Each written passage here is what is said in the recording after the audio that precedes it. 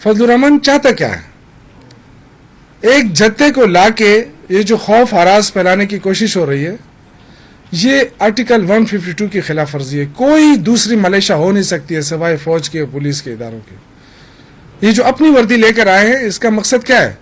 لوگوں کے اندر خوف ہراس پھیلانا ہے، پھر اداروں کو ٹارگٹ کرنا کہ آپ دور رہیں ہم سے. دیکھیے، امن و امان قائم کرنا یہ حکومت کی ذمہ داری ہے، کسی کو تحفظ دینا حکومت کی ذمہ داری ہے. آپ نے احتجاج کرنا ہے، کرے. آپ کو کس نے روکا ہے؟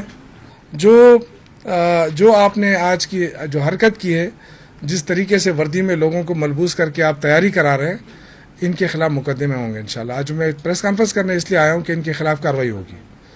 کسی کو یہ اجازت نہیں دے سکتے کہ وہ کسی وردی میں اپنی وردی بنا کے آگے آئے کہ جی ہماری فورس ہے. فورس ایک ہی ہے، اس کے علاوہ کوئی فورس نہیں ہو سکتی. یہ جو آپ جتھے بنا کے ڈنڈا لے کے لوگوں کی تربیت کرا رہے ہیں، یہ تربیت آپ کی نہیں چلے گی.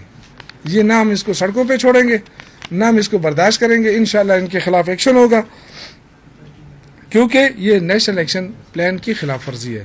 مجھے پتہ ہے اور کہ فضل الرحمان جو ہے، اس کو کون نکال رہا ہے، اس کے پیچھے کون ہے؟ اس کے پیچھے پیسہ ہے.